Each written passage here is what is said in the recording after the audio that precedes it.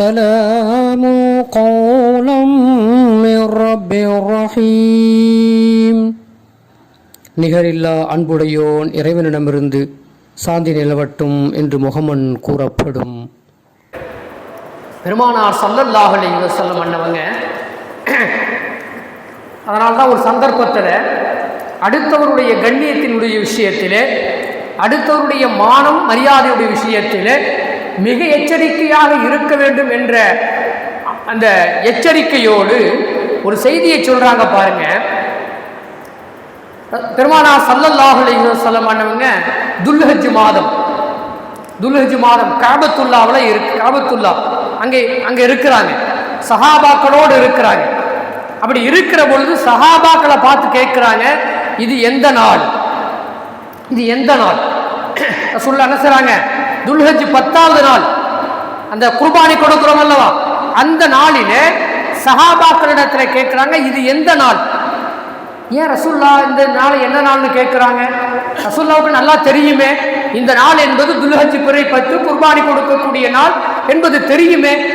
ஒரு கால் இந்த நாளுக்கு பெயரை மாற்றி வைக்கப் போகிறார்களோ, இந்த நாளுக்கு வேறொரு பெயரை வைக்கப் போகிறார்களோ என்று நாங்கள் எண்ணுகிற அளவிற்கு பெருமானார் ஸல்லல்லாஹு அலைஹி வஸல்லம் அன்னவங்க அந்த கேள்வியை கேட்டார்கள். நாங்கள் எல்லாம் மௌனமாக இருந்தோம். எங்களுக்கு என்ன ஆச்சரியத்தில் நாங்கள் பதில் சொல்லாமல் இருக்கிறோம், ஆச்சரியத்திலே நாங்கள் பதில் சொல்லாமல் இருக்கிறோம். உடனே பெருமானார் ஸல்லல்லாஹு அலைஹி வஸல்லம் சொன்னாங்க, இந்த நாள் துல்ஹஜ் பிறை நஹருடைய நாளாக இருக்கிறது, அறுக்கிற நாளாக இருக்கிறது, கண்ணியம் நிறைந்த நாளாக இருக்கிறது. ரசூலுல்லாஹ் சொல்ற வார்த்தை கண்ணியம் நிறைந்த துல்ஹஜ் பிறை 10ஆக இருக்கிறது, அறுக்கக்கூடிய நாளாக இருக்கிறது என்று சொல்லிவிட்டு அடுத்து கேட்கிறாங்க, இந்த மாதம் எந்த மாதம்? சஹாபாக்களிடத்தை திருப்பி ஒரு கேள்வி கேட்கிறாங்க, இந்த மாதம் எந்த மாதம் என்று சரணன் சொன்னா இரண்டாவதாக ஒரு கேள்வியை பெருமானார் ஸல்லல்லாஹு அலைஹி வஸல்லம் அவங்க கேட்கிறாங்க. திரும்பவும் இப்படி ஒரு கேள்வி கேட்கிறாங்களே, சஹாபாக்களுக்கெல்லாம் ஆச்சரியம், என்ன பேரை மாற்றி வைக்க போறாங்களோ, துல்ஹஜ் அப்படிங்கிற மாதத்தை வேறொரு பேரை வச்சு இந்த மாதத்தை இனி அழைக்க போகிறார்களோ என்னவோ தெரியவில்லையே என்று நாங்கள் பதில் சொல்லாமல் அமைதியாக இருந்தோம். சொல்ல கேட்ட கேள்விக்கு நாங்கள் பதில் சொல்லல, அமைதியாக இருந்தோம். இப்ப பெருமானார் ஸல்லல்லாஹு அலைஹி வஸல்லம் அன்னவங்களே அதுக்கு பதில் சொல்றாங்க, இது புனிதம் மிக்க மாதங்களிலே, புனிதமிக்க மாதம் சொல்லி 4 மாதங்கள் இருக்கிறது, அதிலே ஒரு மாதம் துல்ஹஜ் மாதம். அந்த 4 மாதங்களிலே போர் செய்வது என்பது தடை செய்யப்பட்டிருக்கிறது என்பது நாம் பார்க்கிற செய்தியாக இருக்கிறது. அங்கே அன்றைய காலத்திலே அல்லாஹ் சுப்ஹானஹு தஆலா நபி அவர்களுக்கு இந்த 4 மாதங்களை தடை செய்து வைத்திருந்தான், கண்ணியமாக வைத்திருந்தான். அந்த நாளில் ஒன்றுதான் துல்ஹஜ் மாதமாக இருக்கிறது.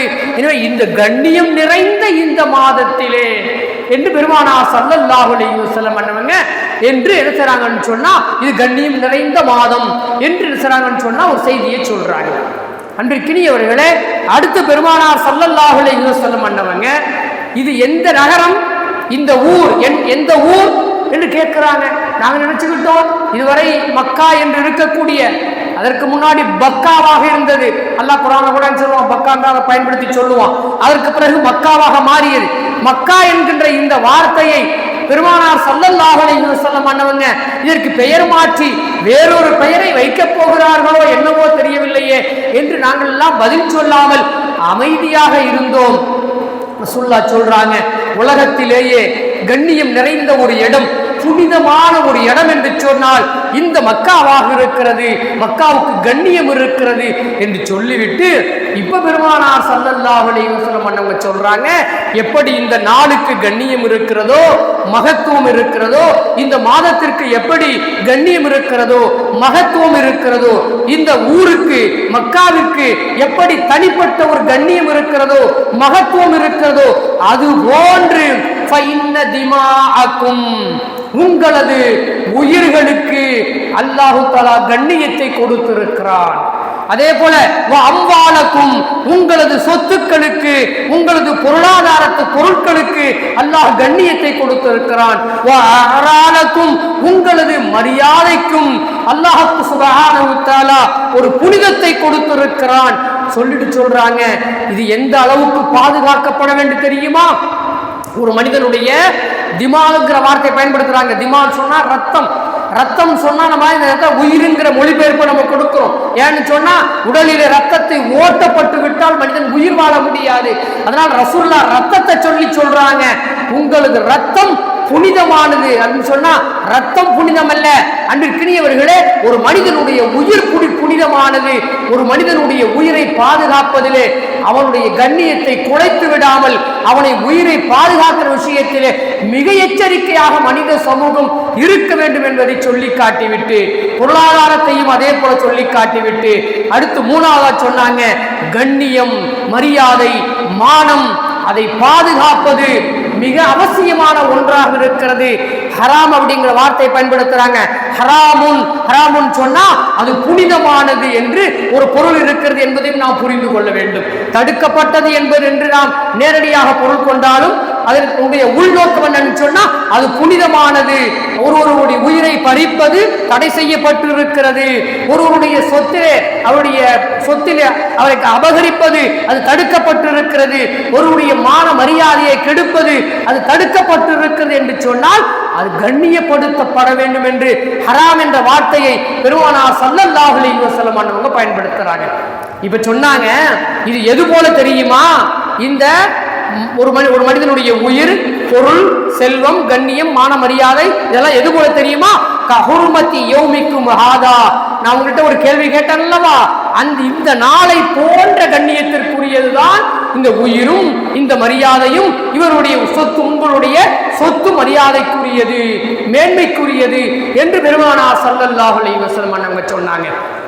அடுத்து சொன்னாங்க, ஃபீ ஷஹரிக்கும் ஹாதா, எப்படி இந்த மாதம் புனித தன்மையை பெற்றிருக்கிறதோ அது போன்று சிறப்பிற்குரியது உங்களது உயிர், உங்களது சொத்து, உங்களது மான மரியாதை என்று பெருமானார் ஸல்லல்லாஹு அலைஹி வஸல்லம் அவங்க அடுத்து சொன்னாங்க, ஃபீ பலதிக்கும் ஹாதா, அதே போல இந்த இடத்திலே, இந்த ஊரிலே எப்படி சிறப்போ, இந்த நகரத்திலே, இந்த மக்காவிலே எப்படி கண்ணியம் இருக்கிறதோ அது போல மனிதனுடைய உயிர், உங்களுடைய செல்வம், உங்களுடைய மான மரியாதை பாதுகாக்கப்பட வேண்டியதாக இருக்கிறது என்று பெருமானார் ஸல்லல்லாஹு அலைஹி வஸல்லம் அன்னவங்க ஒரு மனிதனுடைய மரியாதையை யாரும் கெடுத்து விடுவதற்கு அல்லது தன்னுடைய மரியாதையை தானே கெடுத்துக் கொள்வதற்கு ஒரு மனிதனுக்கு அன்பிற்கினியவர்களே அதிகாரம் இல்லை. அப்படி கெடுத்துக் கொள்கிறான் என்று சொன்னால் நாம் ஆரம்பத்திலே சொன்னதை போன்று அவனுக்கு கொடுக்கப்பட்டிருக்கிற 6வது அறிவு அவனிடத்திலே சரியாக செயல்படவில்லை, அதிலே குறை இருக்கிறது என்பதுதான் நாம் பார்க்கிற செய்தியாக இருக்கிறது. அன்பிற்கினியவர்களே, இந்த ஹதீஸ் புகாரியிலே 67வது எண்ணிலே பதிவு செய்யப்பட்டிருக்கிறது. ஹஜ்ரத் அபூபக்கர் சித்தீக் ரலியல்லாஹு தஆலா அன்ஹு அறிவித்து தருகிற செய்தியாக பார்க்கிறோம். அன்பிற்கினியவர்களே, மக்கா நகருக்கு இருப்பதை போன்ற மரியாதை ஒரு மனிதனுடைய மரியாதை என்பதை இந்த ஹதீஸ் நமக்கு உணர்த்துகிற செய்தியாக பார்க்கிறோம். அன்பிற்கினியவர்களே, அதனால்தான் ஒரு சந்தர்ப்பத்தில் பெருமானார் ஸல்லல்லாஹு அலைஹி வஸல்லம் அவங்க சொன்னாங்க, மனிதன் நிறைய பாவம் செய்யறான் இல்ல, மனிதன் என்று சொன்னாலே பாவம் செய்யக்கூடியவன் தான். மனிதன் என்று சொன்னாலே பாவம் செய்யக்கூடியவன் தான். அப்படி பாவம் செய்யக்கூடியதற்கு தண்டனை வழங்கப்படுவது என்பதும் அல்லாஹ்விடத்திலே நியதியாக இருக்கிறது. அவன் செய்த பாவத்திற்கு அல்லாஹ் நாடினால் மன்னிப்பான், அல்லாஹ் நாடினால் தண்டிப்பான். அப்படி தண்டிக்க வேண்டும் என்று அல்லாஹ் முடிவு செய்து விட்டான் என்று சொன்னால் மிகப்பெரிய தண்டனை எதற்கு தெரியுமா? நான் குடித்த மதுவுக்காக அல்ல, நான் வாங்கிய வட்டிக்காக அல்ல, நான் கொண்ட வீணான உறவுக்காக அல்ல. அன்பிற்கினியவர்களே, அதை விட கொடுமையான தண்டனை மினல் கபாயிரி என்று பெருமானார் ஸல்லல்லாஹு அலைஹி வஸல்லம் பாவங்களிலேயே உங்களிடத்துல மிகப்பெரிய பாவம் என்று சொல்லி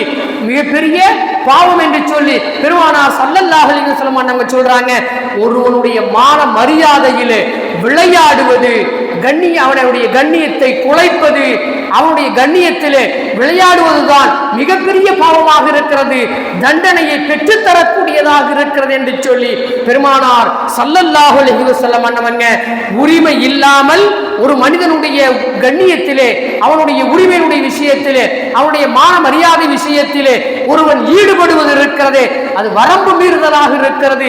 எனவே அதற்கு மிகப்பெரிய தண்டனை இருக்கிறது என்று பெருமானார் ஸல்லல்லாஹு அலைஹி வஸல்லம் அவங்க சொல்லி இருக்கிறாங்க. ஹஜ்ரத் அபூ ஹுரைரா ரலியல்லாஹு தஆலா அன்ஹு அவங்க அறிவித்து கொடுத்து இருக்கிறார்கள். அபூதாவுதிலே இந்த செய்தி பதிவு செய்யப்பட்டிருக்கிறது என்பதை நாம் பார்க்கிறோம் அன்பிற்கினியவர்களே. ஆக ஒரு மனிதனுடைய மரியாதை அது பாதுகாக்கப்பட வேண்டும். நமக்கு நாமே நம்முடைய மரியாதையை பாதுகாத்துக் கொள்ள வேண்டும் என்பதும் மேற்சொண்ட செய்திகள் எல்லாம் நமக்கு உணர்த்துகிற செய்தியாக இருக்கிறது அன்பிற்கினியவர்கள்.